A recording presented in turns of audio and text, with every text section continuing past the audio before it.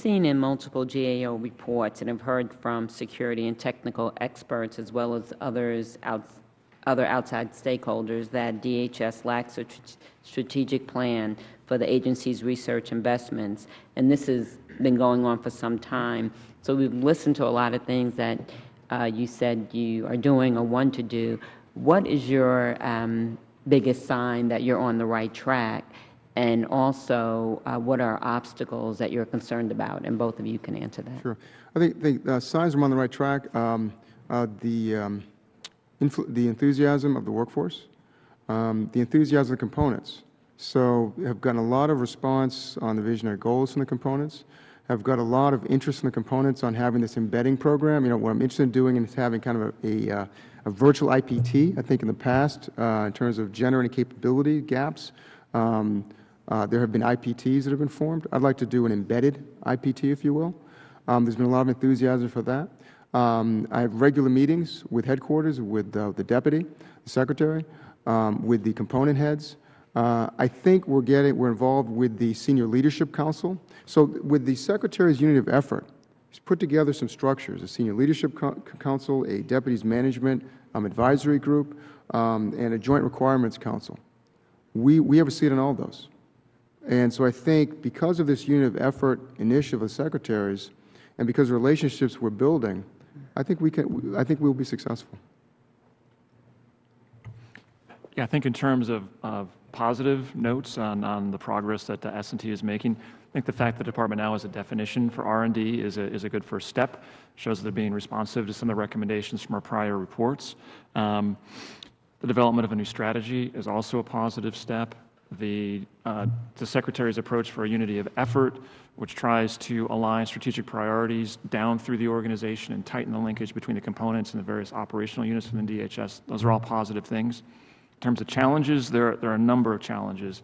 I think first and foremost is the fact that I think what's developed over the course of a number of years is that the components don't necessarily think of S&T as their first-stop shopping center for meeting their needs, their mission needs.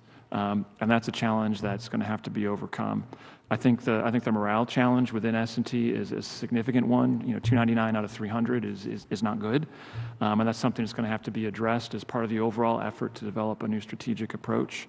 And I think the other challenge is the fact that the S&T Directorate is being pulled in a number of different directions. They have a number of different initiatives, a number of different priorities, trying to address a number of different threats, with resources that are a little over $1 billion a year, and a much smaller subset of that is actually discretionary in the sense that they have a lot of flexibility in where it goes.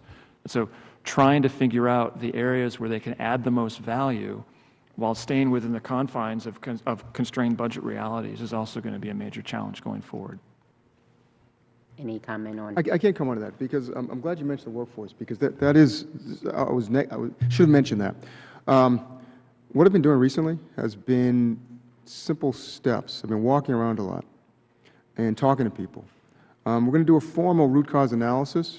We should hopefully have that on contract shortly to get that done. But I think in the interim, walking around talking to people, understanding what some of the concerns have been in the past has been helpful.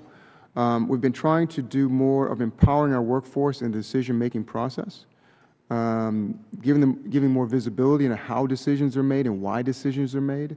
I think all that's important. But I do have to agree that is a challenge, and I think it's something that I'm very concerned about and putting a lot of time into going forward.